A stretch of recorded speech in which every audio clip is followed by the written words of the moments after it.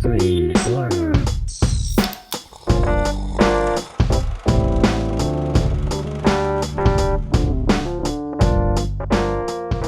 Hello and welcome to Screen Slurps, the movie review podcast where we discuss the good, the bad, and the savage in the world of cinema.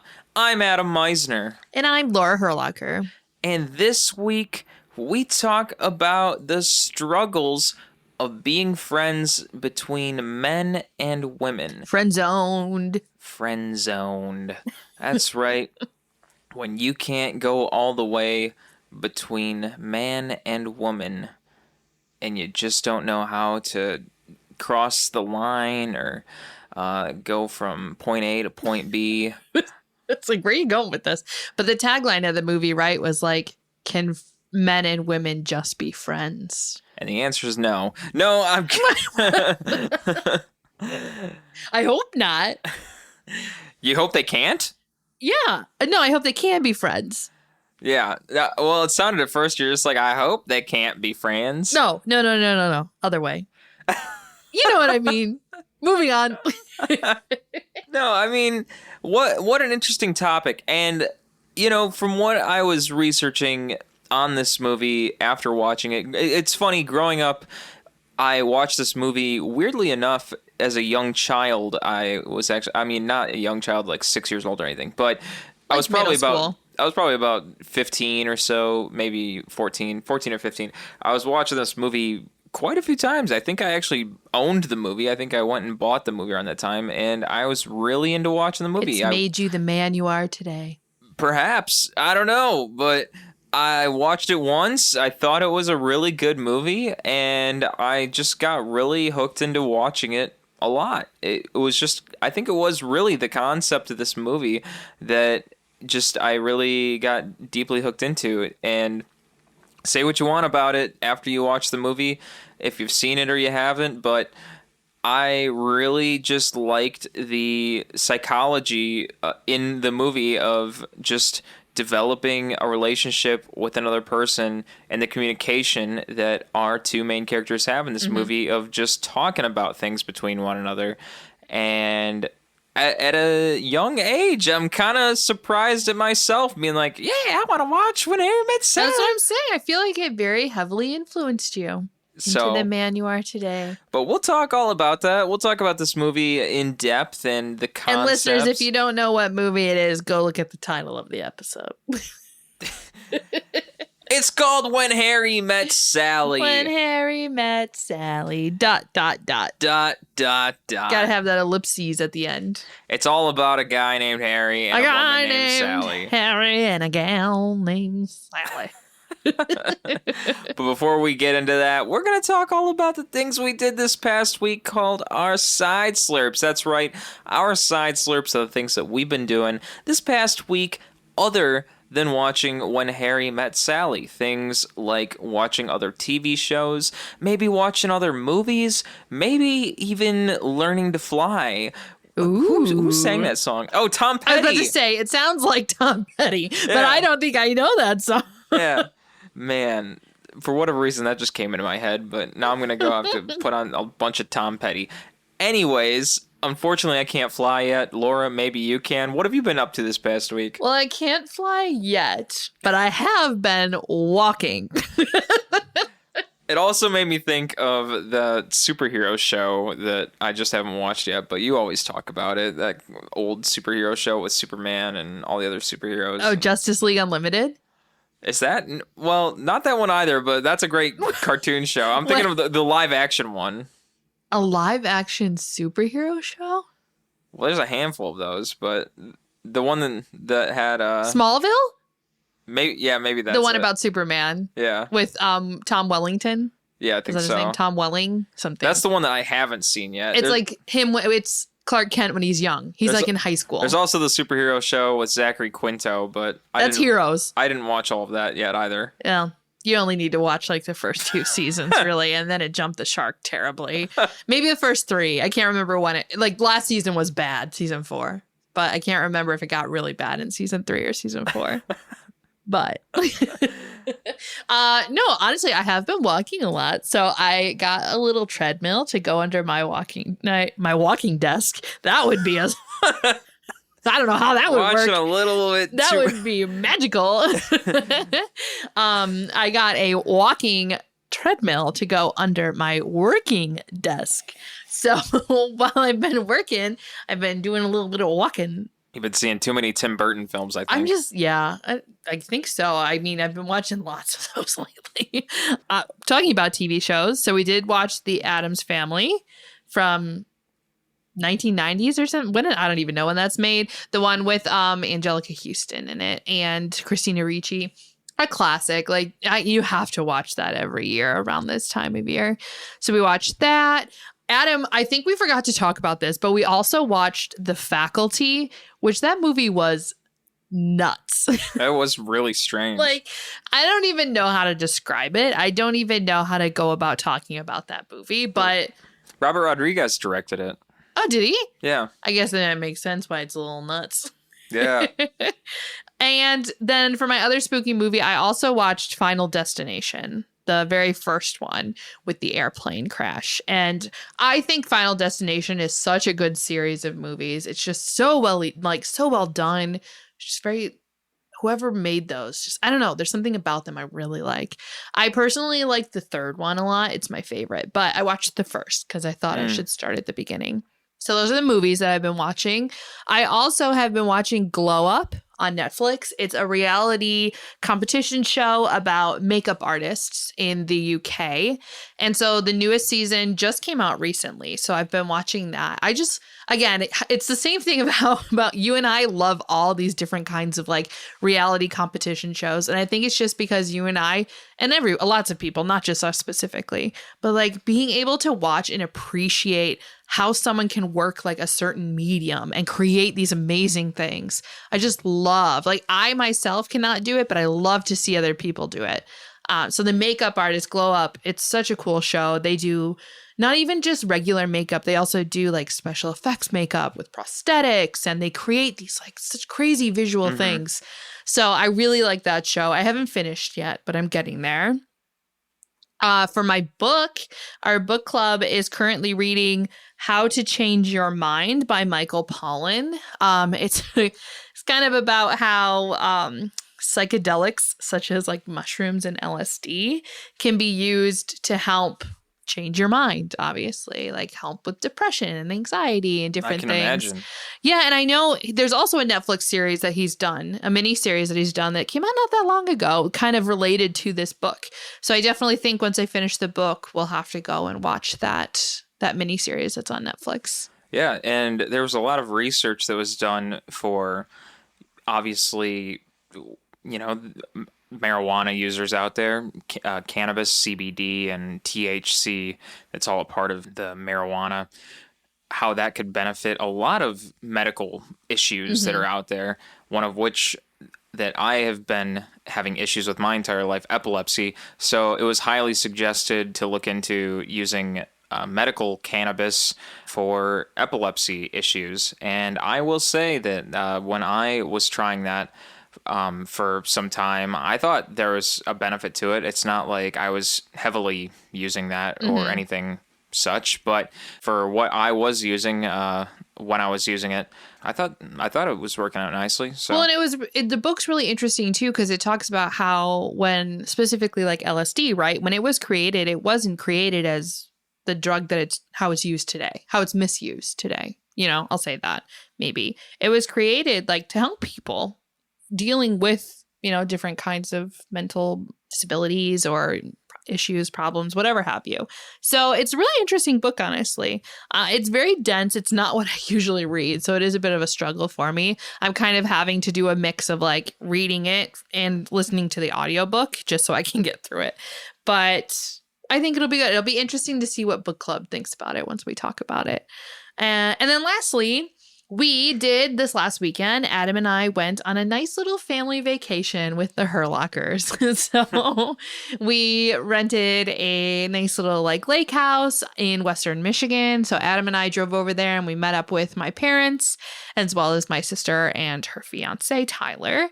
And yeah, we just got to like hang out, play games. We went putt-putting, just had a lot of fun, the six of us together. It's the first time the six of us have been together for any like long length of time. So it was quite nice. Yeah, it was a lot of fun being able to go up there and just explore and do things that... We played a really intense game of Jenga. That was intense. It was pretty much like giant Jenga. We did really well. It was honestly. Not a little Jenga set. It was a gigantic Jenga set. And we made it last a long time. Yeah. I was quite proud of us. Yeah, it was. I felt like I was on that game show. The Final Straw. Yeah. That's another reality competition show I like to put on in the background. It's just like a giant Jenga, but it's not blocks. It's like random objects right. that they pull out. Absolutely. But anyway, I think that's all I'll say that I've been slurping this past week. What about you, Adam? What have you been up to? One of the things that I was up to this past week in terms of other media that I've been indulging in, I watched the classic film from 1956, Forbidden Planet, with Leslie Nielsen in the forefront, which that took me by surprise. I'm so used to seeing him perform at twice the age he was in Forbidden Planet. I still can't even believe that is Leslie Nielsen. Yeah.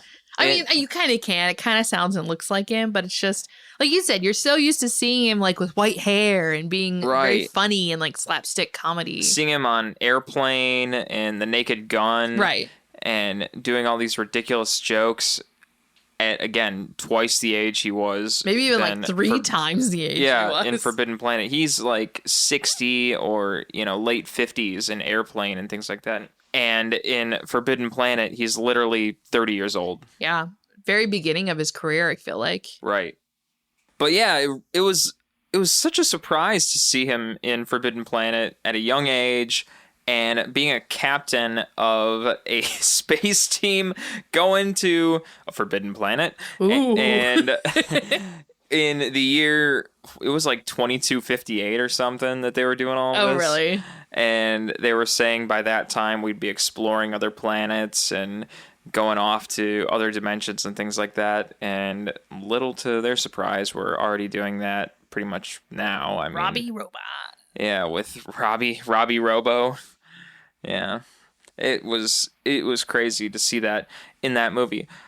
But yeah, other than that, I've been cracking some vinyl that I haven't been listening to just yet. Not literally cracking, excuse my terminology there. Cracking them open. Cracking them open. Yes, thank you.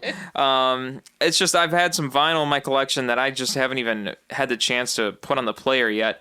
And I'm so happy to be listening to them now because I am a true... savant is not the word that I'm looking for, but appreciateur of analog to digital here. So I'm so happy that I'm listening to these albums that I have not listened to yet. And the album that I'm putting down this past week is Food by MF Doom. It's a classic. Great title. Classic by MF Doom. One of the originals by MF Doom, I do believe. It's not his first one, but shortly after his first one. Yeah, I mean, his first one was Operation Doomsday in 1999, and then Food was in 2004. Food. It is a great album, though, for hip-hop lovers out there. MF Doom was a talented man, and it sounds even better on vinyl. I'll say that about pretty much all the records I put down. It sounds even better on vinyl. It always sounds better on vinyl. If you don't have a record player yet, I highly suggest go out and get yourself a record player. Do it now! Start listening to those vinyls. That's really some of the biggest stuff that I've been doing this past week. And then when I got the free time, start, playing some video games. And if I've got the space on my computer, I'll have to reinstall Baldur's Gate 3 because I took it off because it takes up 100 gigs. So, oh, that reminds me, my favorite game, Genshin Impact, came out with its most recent update, and it's a brand new region we get to explore. They just keep expanding on that game. Sumeru and I don't know. I was on a quest today that was driving me bonkers because it was so long. But otherwise, the world, it looks so cool. It's like all jungly and there's all these new mechanics, like gameplay mechanics and new enemies that you get to fight. And I'm just really enjoying getting to run around and explore the new region. That's my ad for Genshin. Not sponsored. And with that being said, I think that brings us right into our film of the week, When Harry Met Sally. That's right, When Harry Met Sally, directed by Rob Reiner. Oh, Rob Reiner. Like, I was looking up his filmography because I was trying to remember everything. He's made some really good movies. I mean, he directed The Princess Bride, which I love, and also has a nice little cameo by Billy Crystal, who's in When Harry Met Sally. Rob Reiner also did, like, This Is Spinal Tap and Stand By Me. He also did Misery, a Stephen King novel. And actually, there's like a fun little Easter egg in When Harry Met Sally that Harry's reading Misery. Yeah, and Misery was the next movie that Rob Reiner was making, like working on. So like a nice little Easter egg, a little hint to what his next project would be. But yeah, Rob Reiner has some really good movies under his belt. Yeah, and then the film was also produced by Rob Reiner and Andrew Scheinman.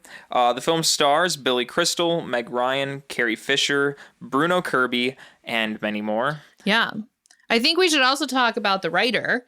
So the film was written by Nora Ephron. She played a huge part of this film.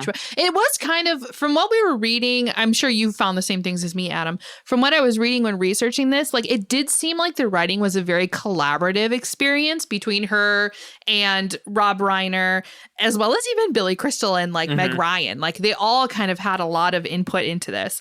But Nora Ephron was definitely like the main writer of this. And again, she now is like really well known. She went on to write and even direct a lot of really popular rom-coms from the time. So she did like Sleepless in Seattle. She did You've Got Mail. She did Julie and Julia, as well as the 2005 remake of Bewitched with Nicole Kidman. So she's also now like I think she's one of the best known like female rom-com writers, I would say, of her time. Yeah, and I guess in the beginning of this, I think the film really began with Rob Reiner sort of pitching the idea with his divorce from Penny Marshall. That was really the beginning of all of this. And as he brought the idea up to Nora Ephron, she started plotting her ideas for the character for Sally Albright. She was sort of putting herself into that character, and then it just kind of began to blossom from there. Harry is, I feel like, strongly referenced from Rob Reiner himself in what he was dealing with at the time, as you said, following his divorce and, you know, trying to get back out there and his feelings about love and intimacy at the time. And I think, as you were saying too, as Billy Crystal and Meg Ryan were also putting collaboration into this, I think it's noted online that Billy Crystal also put more humor into Harry's character as well. Well, even so as we'll talk about the plot in just I'm sure in a second you'll read it, but the friendship between Harry and Sally and even some of their conversations are like heavily influenced by Rob Reiner and Billy Crystal. So the two of them were really good friends in real life, and they decided to work on this project together. And Nora Ephron kind of took pieces of their friendship, like the late night phone calls they would have with each other, things like that, and put that in between Harry and Sally. So it's really, I know that happens a lot. I know a lot of times when people are writing something, they kind of use their own experiences. But honestly, I do feel like this movie is so heavily based on those who were involved in the film. And even like the ending, which I don't think we want to give away yet, but there's like a fun fact about the ending of this movie too, and how that was influenced as well by Rob Reiner and his life at the time. So it's a really personal movie, I feel like. And I think that helps this movie because it seems so real. And I think that's why it's so real, because it is based on real life experiences. Absolutely. And just to dive right into how this movie starts to play out as you get into it, if you have seen it or if you haven't seen it, we'll just talk about what this movie is going to bring you into. It. Yeah, we're going to spoilers ahead. So as the movie begins, it really gets you into the characters in terms of realism by telling you the backstory of Harry and Sally, their experience in meeting one another in the very beginning. So it's not exactly how they first met, but it's their trip. Maybe it is how they first met. No, that is how they first met. So they're taking a trip together to go to New York City from University of Chicago. I have a really nice plot synopsis if you want me to throw that out there first. Yeah, go ahead. So, plot. Harry and Sally meet when she gives him a ride to New York after they both graduate from the University of Chicago. The film jumps through their lives as they both search for love but fail, bumping into each other time and time again. Finally, a close friendship blooms between them, and they both like having a friend of the opposite sex. But then they are confronted with the problem. Can a man and a woman be friends without sex getting in the way? Yeah, I mean, that is really the gist of the film. And to correct myself, yes, that is them meeting for the first time in the very beginning. Mm-hmm. But it's interesting because it seems like they should have known each other because Harry is... Well, Sally was best friends with Harry's girlfriend. You would have thought they'd know each other before then. Yeah. But regardless of that... Maybe things were different in the 70s. I don't know. You didn't meet your best friend. I guess they didn't know each other, even though he's dating your best friend. But I've never seen you before. Who are you? Regardless of that, they meet for the first time by taking this road trip together from University of Chicago up to New York City. And I also want to point out the fun fact that Laura and I were realizing watching this recently, that they jump in the car, they take off from Chicago, and then there's this nice cinematography shot of the city of Chicago of them going down Lakeshore, which is like, wait a second, how did you end up north of Chicago? Yeah. So those of you that don't know how Chicago's set up, Chicago's campus is south. So south of the loop. But when you see them driving, it's like they're coming from Northwestern, like, from the north, like Evanston, headed south into the city. And I was looking at Adam and I was like, that would not happen. You would not be there if you were leaving Chicago and going to New York. But as Adam rightly pointed out, obviously it's more so for non-Chicago people, right? To be able to be like, oh, look, what a nice view. Chicago. Yeah, look at Chicago. Like, that's the only way they'd be able to register that it's Chicago. Yeah. But I felt like it was a continuity error. Who was the script supervisor? We're Chicagoans, damn it. We know how this would go. Anyway, but yeah, on this first road trip, I feel like Harry is a bit of a frat boy. Yeah. That vibe. Eating grapes and spitting the seeds out the entire trip. And he just is like so pessimistic, I feel like. And it seems like he doesn't believe in love. And honestly, Sally hates him. Like, they just do not get along on this first road trip. They are what we would call enemies. And I think he's a pessimist because I think he's under the impression that he's already got it in the can of him being in a relationship at the time. I don't know. It just seemed like he didn't feel like love was a real thing. Like, you're just in a relationship so you can have sex and be with someone. It didn't seem like he believed in like true love or the idea of it. Well, to put it out there, I think a lot of young people, would be under that impression. When you're young and you're growing up, it's kind of like, what is a long-lasting relationship? No, that's what I'm saying. He was typical Midwest college frat boy vibe. Yeah. That's how I think a lot of them feel. Even today, 30 years later, however long ago this movie was made. He's college aged. I think you'd have a little bit more of a realistic brain at that point. But fun fact, though, when they were filming this movie, they're supposed to be graduating from college. So they're like 21, 22. And Billy Crystal was 40. Yeah. And Meg Ryan was 28. There's like a 12-year difference between them. And they're playing like leads opposite each other, which I found. I mean, I even said to you, Adam, I was like, he does not look like he's in college. Like, no way is Billy Crystal pulling off a 20-year-old. And then I looked and I saw he was 40 and I was like, yep.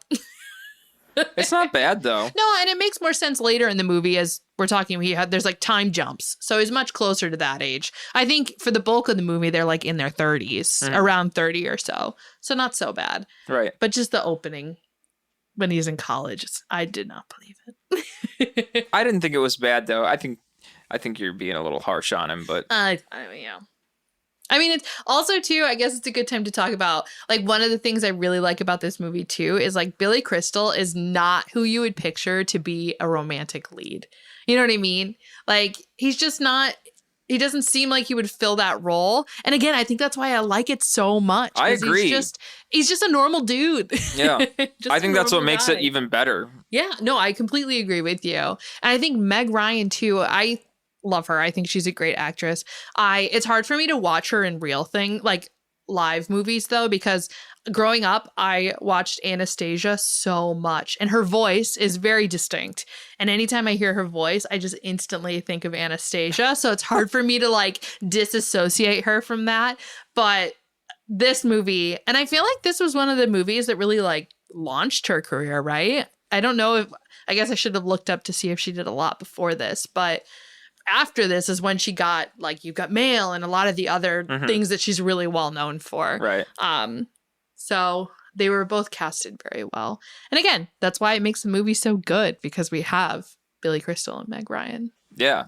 I mean, I absolutely loved Billy Crystal's performance in this movie because it was so real, and it was just his conversationalism in this wasn't like he's putting on some kind of facade or even like he's acting. No, it was like he was just being like, himself. Yeah, it's just like he's in a real situation, and it never once does it seem to me like he's just acting for a movie. It's just like I could have been in the room, and it's like, yeah, it's just like we're talking about life.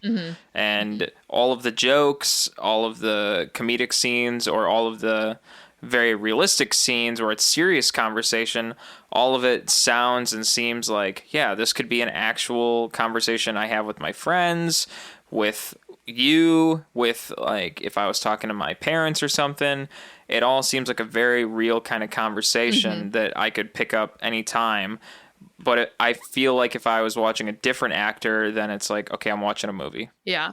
And really the main point of the conversation in this first section where they meet each other is that Harry very strongly feels that men and women cannot be friends because all the men want to do is bang them, essentially. Right.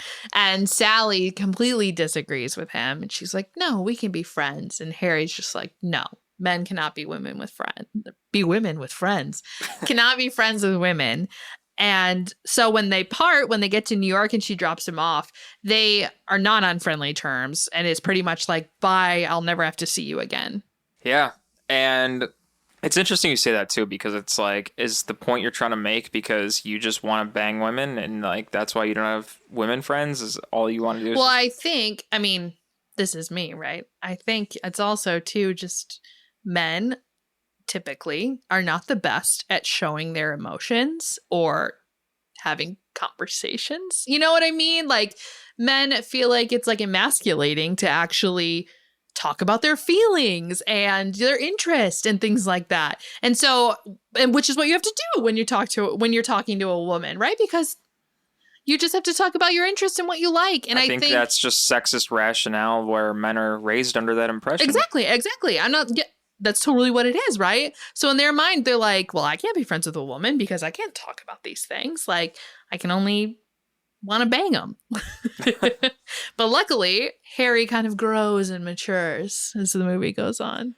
And after that initial scene of, you know, Harry being dropped off at where he needs to go and Meg Ryan going Washington off where Square she needs Park. to go.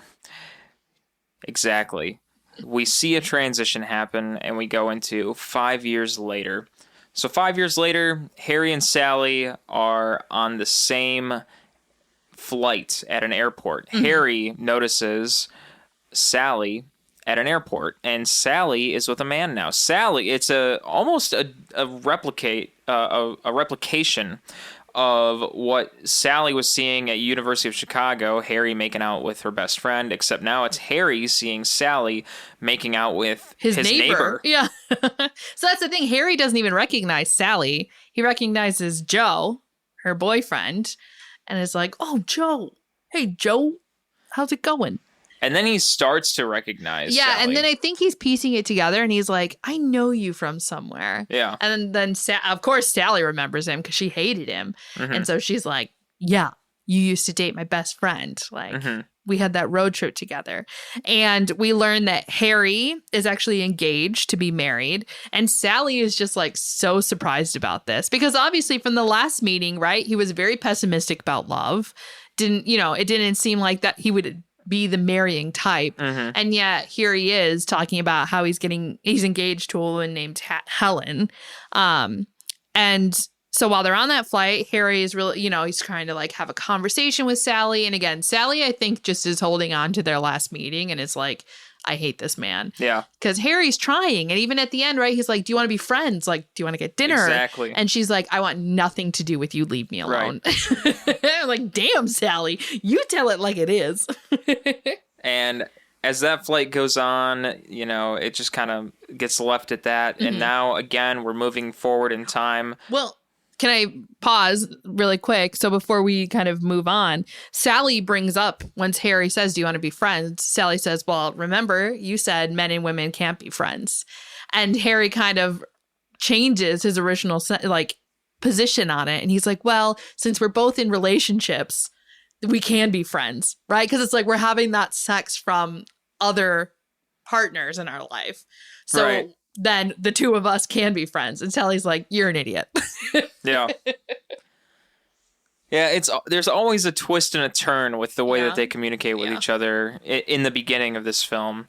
And it's definitely, as we'll see, the movie follows the trope of one of my favorite romance tropes. And that is like enemies to friends to like lovers kind of vibe. So we're still definitely in that like enemy stage. Right. But we're seeing Harry's trying. He's trying to get there.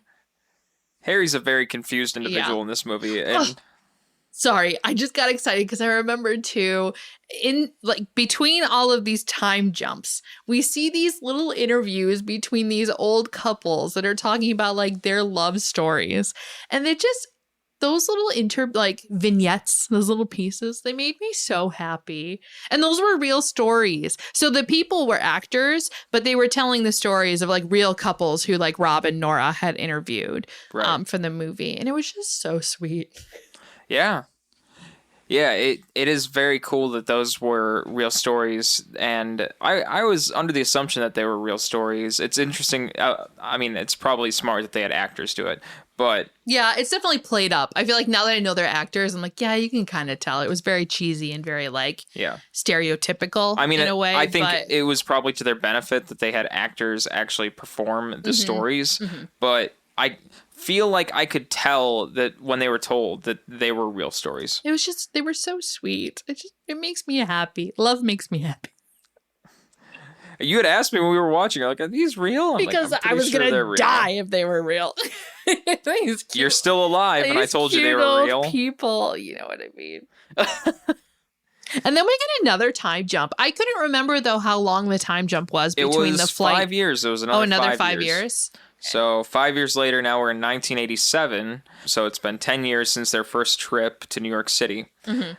So we're in 1987. Harry and Sally run into each other in a bookstore. So now we're in a bookstore. Mm-hmm. And this is after, in this time jump that we're in now, Sally's been talking to her friend that is played by Carrie Fisher. Rest in peace. And Carrie Fisher. Harry has been talking with his friend, which is Jess? Bruno Kirby, I think. Right. No, the character's name is Jess. Yeah, the character's name is Jess, right, but Bruno Kirby is playing him. So we learn that Sally and Joe have broke up because Sally was at the point where she wanted to get married and start a family, and Joe did not. So she left him. And this is when, can we talk about Carrie Fisher's character, whose name is Marie? She carries around like a Rolodex of like dates. She pulls it out and she's like shuffling through. Right. Those that are younger, you probably have no idea what a Rolodex is. Go and Google it. But like she like pulls this Rolodex out of her purse. Basically like a business card case, it's only like much larger. And keeps a whole It's a physical version of the contacts in your phone. Yeah. Giant business card case of note cards. Yeah. And she's like, what about this guy? What about this guy? I just loved that. And I think it's sad too, this whole time. You can tell from all these scenes with Marie, she's like having an affair with this married man. And she keeps saying like, he's just never going to leave his wife. And Sally's always like, yes, he is never going to leave his wife. Move on. But like we keep seeing Marie still with this man later on. Yeah. And so I'm just like, poor Marie. So we learn Sally and Joe break up. And then we get to see a Lions game. Ooh. Yeah. I'm from Detroit. And Harry is talking to Jess about how him and his wife are breaking up. They're getting divorced. Getting a divorce.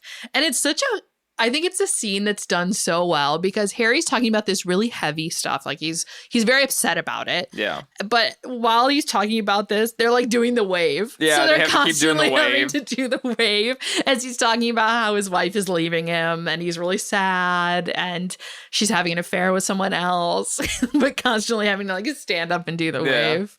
And there's just that one part where he was like, and Helen said, like, I don't know if I ever loved you. And it was just so heartbreaking. Yeah. I felt bad for Harry. Yeah. All really deep stuff. And that brings us into the bookstore. And Sally is in this bookstore with Marie. They're talking about getting Sally hooked up with somebody. And out of the corner of her eye, Marie sees Harry is a peeping Tom behind a bookshelf. Wasn't he in like the self-help section or something? I think so. And he's just peeping over. He sees Sally standing there. And Sally's like, oh, fuck, it's that guy. Pretty much. I know him. He's a jerk. And as they're talking about it, Harry makes his way over like, Sally, hey, how's it going? And Sally tries to kindly just say, oh, yeah, my friend Marie over here. And Marie's already left. Like, bye. Yeah, Marie's just left. Yeah. And then, you know, they both kind of talk about how their lives have been, what's going on. You know, Sally mentions her and Joe broke up. Harry mentions him and Helen are getting a divorce. And so the two decide to like have a coffee and catch up. And they start to realize like they actually do have some stuff to talk about. And it's kind of a nice conversation. So it's at this point that they agree to be friends. And it's just like, this is where my favorite part of the movie begins, because the bulk of the movie is just this beautiful story about like their friendship and how close they get. And it's just, I just love their friendship, honestly. Yeah, they actually go on to become really good friends. Yeah, they do like late night phone calls with each other. They go on museum dates. They talk about the other people that they're dating. Like it really is a true friendship. And I like that so much. Right. And then as that goes on, then they are just kind of doing their own thing. And then out of the blue, there's a New Year's Eve party, and Harry and Sally are deciding, you know what, we'll set each other up with our friends. And so my friend Marie, she'd be great for you, Harry. And then Harry says, oh, well, my friend Jess, he'd be great for you. And then they end up double dating. Yeah. And then in this double date that they have at... at a restaurant. They're like at a restaurant somewhere. Oh, they're at a restaurant? So, and they're trying, but Sally and Jess just are not hitting it off. Yeah, Sally and Jess are not hitting it off. Harry and Marie are not hitting it off. And then they realize through conversation, Marie is like, yeah, I read this article in, what was it, like the New York Times or something? The New Yorker or the Atlantic or something. I don't remember. Yeah, in the New Yorker, it said, you know, X, Y, and Z about this. And then Jess is like, I wrote that article. You're quoting something I wrote. And then it instantly this attraction between the two of them. And it's really funny afterwards because you can tell the two of them want to go off and like, but they don't want to upset Harry or Sally. So they're both like, oh, we won't do anything. We'll wait a few weeks to like call each other.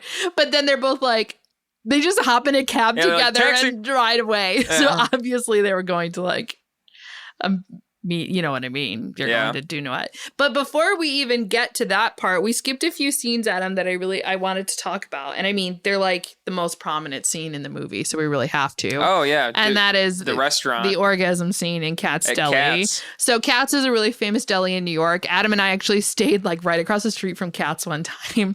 And gone. I know, we actually didn't go over. It's the last time we were in New York.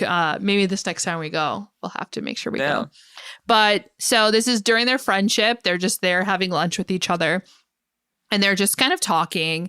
And it kind of gets to the point where Sally's like, well, women fake orgasms during sex. And Harry's like, a woman would never fake with me. I'd be able to tell. And she's like, no, you wouldn't. And he's like, yes, I would. And then she suddenly just like starts faking an orgasm inside the deli.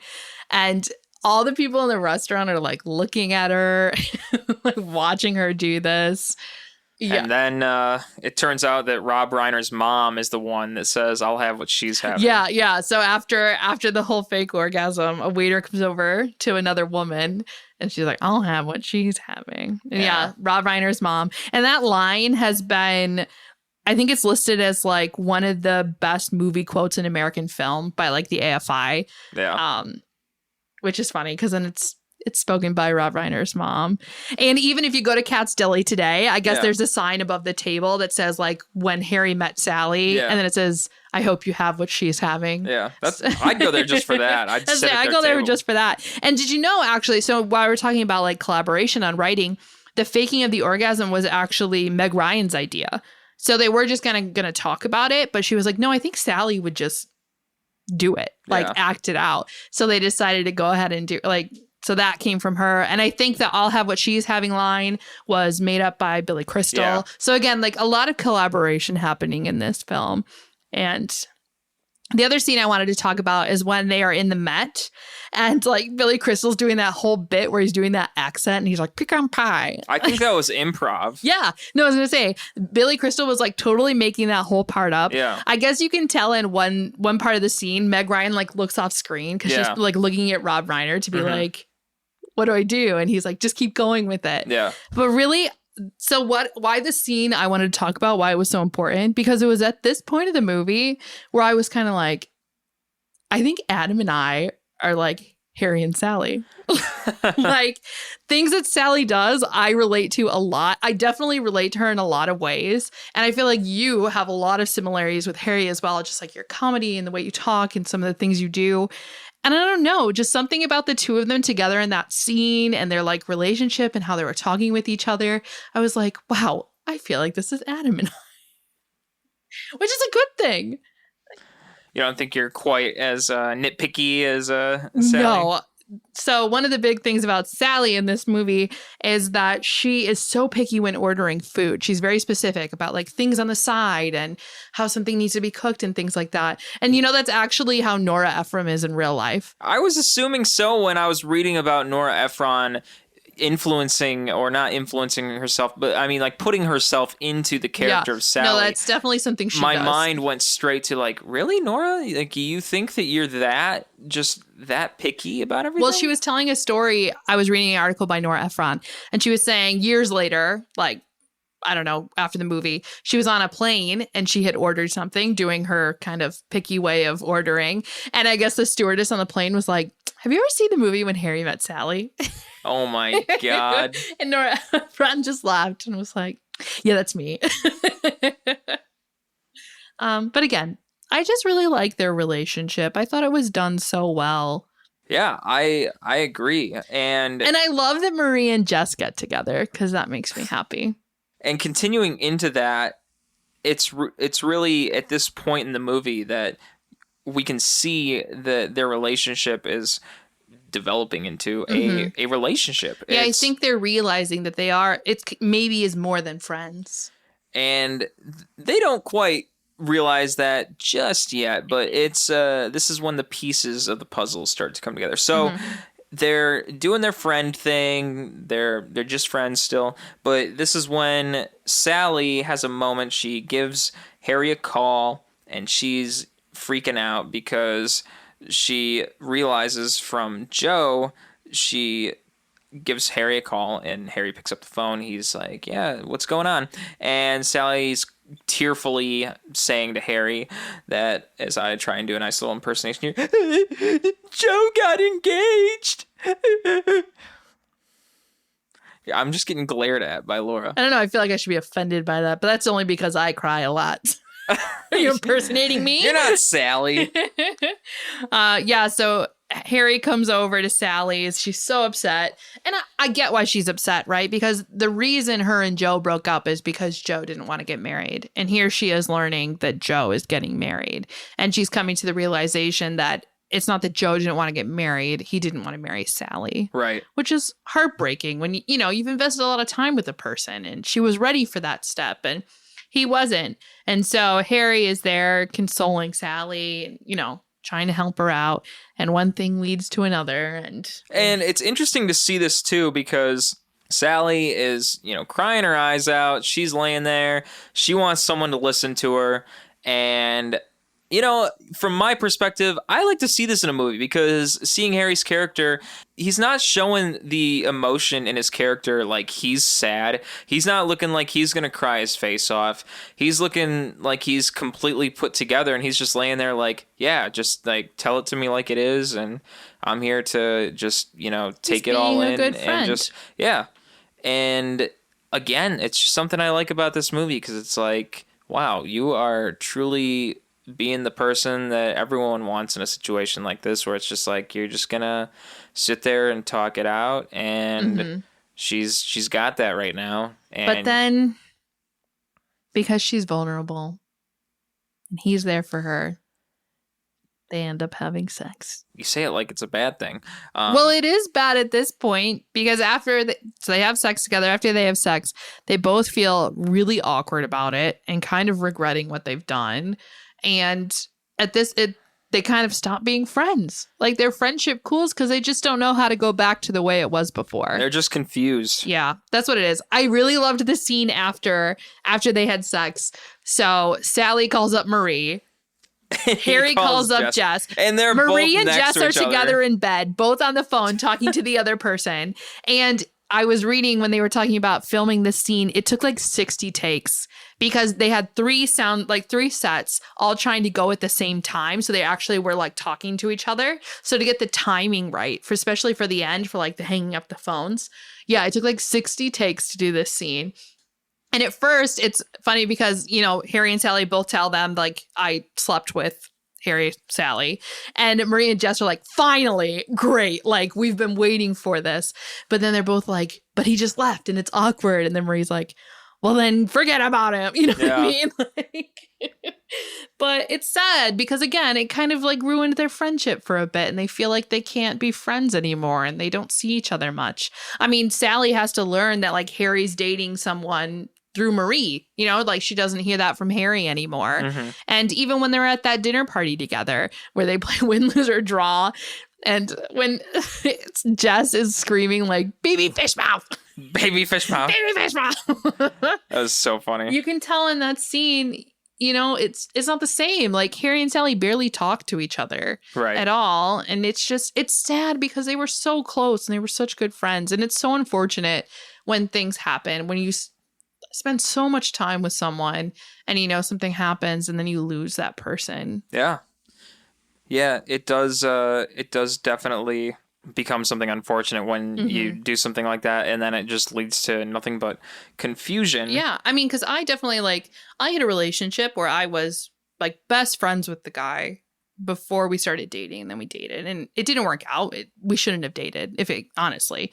And afterwards, like, we tried to be friends, but we just couldn't get it to work. And I always regret that because he was like literally my best friend before we had started dating. Like he knew more about me than anyone.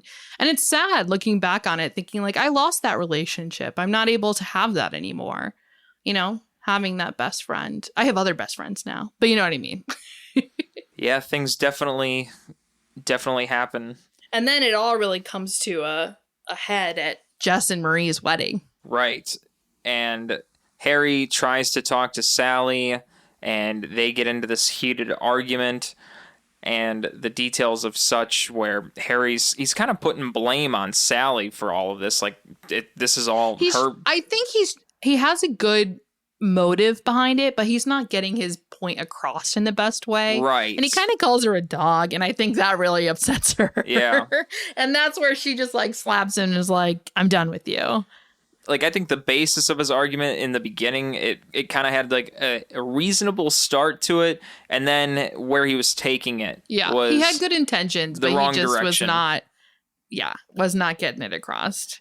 And Sally feels that they cannot be friends, and she just closes the door on that one right then and there as she smacks him across the face. But even still, like after that point, Harry still tries. He constantly is calling Sally and he's like, please, Sally, like, I just want to talk. Like, please call me back. He keeps trying and he keeps trying. And Sally is just like, we can't. We can't be friends. She finally answers the phone for him and tells him, no, like, stop calling me, and hangs up on him. Mm-hmm. And this leads to the final curtain for When Harry Met Sally, when we have a New Year's Eve party in 1988. Sally feels lonely without Harry. She's at this party.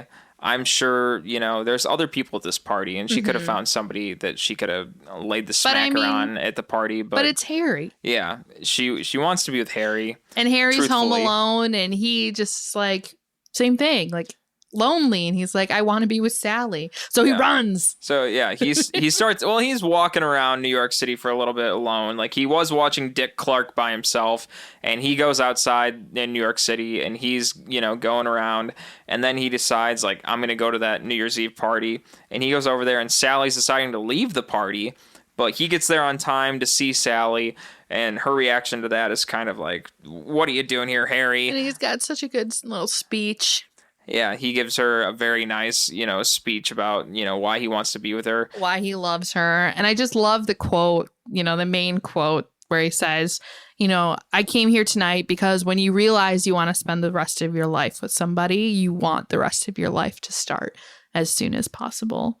And it's just at that point, I think, where Sally's finally like, you're right, Harry. And they get together and it makes me so happy. It's a happy ending. His speech at the end reminded me a lot of the speech in 10 Things I Hate About You, where she's talking, obviously the 10 things she hates about him. And she ends with like, and the thing I hate most of all is that I don't hate you at all. Like, I love you. And then, for some reason, Billy Crystal's final speech reminded me a lot of that one. All right. Well, did you know, though, that the movie was not supposed to end with them together? Oh, really? Yeah. So, obviously Rob Reiner was getting divorced. He was unhappy and he wanted it to be real. And it was supposed to end with them deciding like, no, we can't be together and going off on their own. But while filming the movie, Rob Reiner actually met someone and fell in love when he met the woman that he's married to now. And it was kind of because of his own experience then that he decided like, no, it should have a happy ending. Oh my God. So they rewrote it so that Harry and Sally would end up together in the end. Well, I think that's for the best. I agree. I like that I know, but, it's cliche. Like, of course they end up happy together, but that's what I wanted. All right. Yeah. If they didn't end up together in this movie, I would probably be very sad. Yeah. Yeah. So it'd be a very sad movie. But I think with that being said, we want to take a look at some other critic responses to When Harry Met Sally. And starting off with Rotten Tomatoes, the critics are giving this bad boy a 91%, the audience an 89%. Mm-hmm. No surprise to that.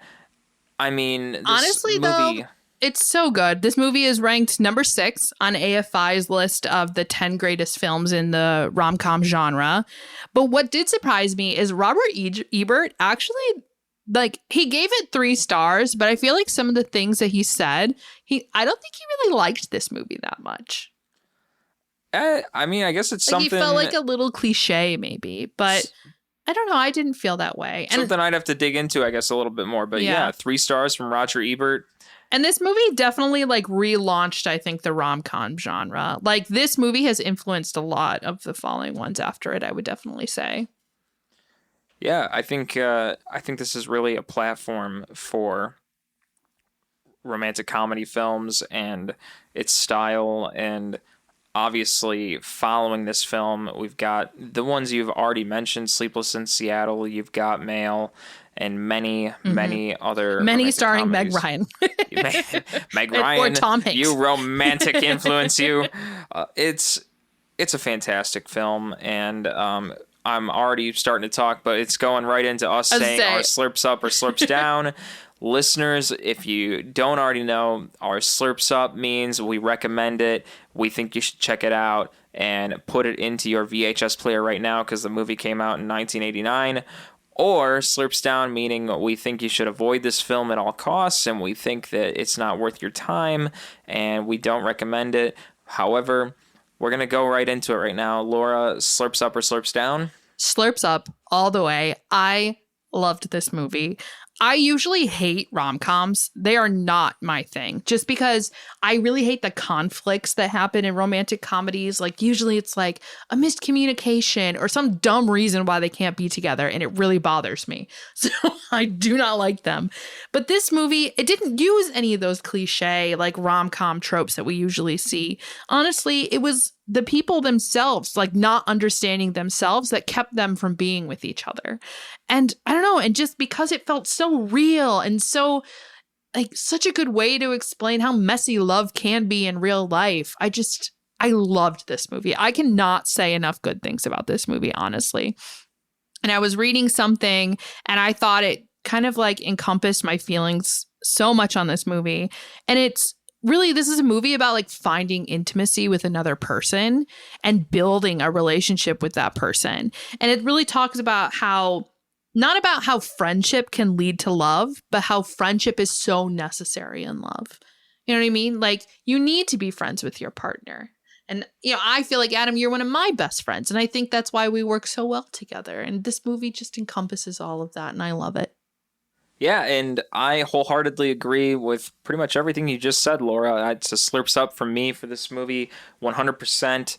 And as I said earlier in this episode, when I was young, I was watching this movie relentlessly, and I don't have a good reasoning for that. It just I called out was to young, you. and I should have been watching Monsters, Inc. or something. I was watching that, too. I watched Wall-E a crazy amount of times. Weirdly enough, I was watching Wall-E when I was like 22 or something, and I'm watching When Harry Met Sally and I'm 15. Opposite. Who the hell am I? Anyways, but I love this movie. I think it's a fantastic learning experience, and I highly recommend it to people for the sake that it's psychologically teaching you, like, hey, I should be treating people properly in the sense that, like, develop that friendship, whether it's like you're just, you know, becoming friends, talking about your emotions, your feelings, what are the next steps, and then how to take that next step, like up the ladder, and, you know, one step at a time. I don't know how to properly phrase where I'm going with this, but the point being, like, it's not about trying to move too quickly with anybody, as I think Harry is trying to say in the beginning of this movie about saying, like, men can't be friends with women because it's all about, you know, the final straw, I guess, is what I'm imagining. Does that make sense to you, Laura, what I'm saying? I don't know. I'm kind of following what you're saying, but maybe not. But I'm a woman. Just kidding. Just kidding. My point is that, you know, in the beginning, Harry thinks it's all about sex, you know? And my point is that it shouldn't ever be all about that. It shouldn't only be about that. It should be about so much more than that, which is the friendship and the relationship. Yeah, exactly. And that's what I got out from this movie, is that Harry is friends with not only his friend Jess, but he does become friends with Sally throughout this movie. He thinks that he can't, but he does. He does become friends with Sally, and because he becomes friends with Sally, he does get a relationship out of it.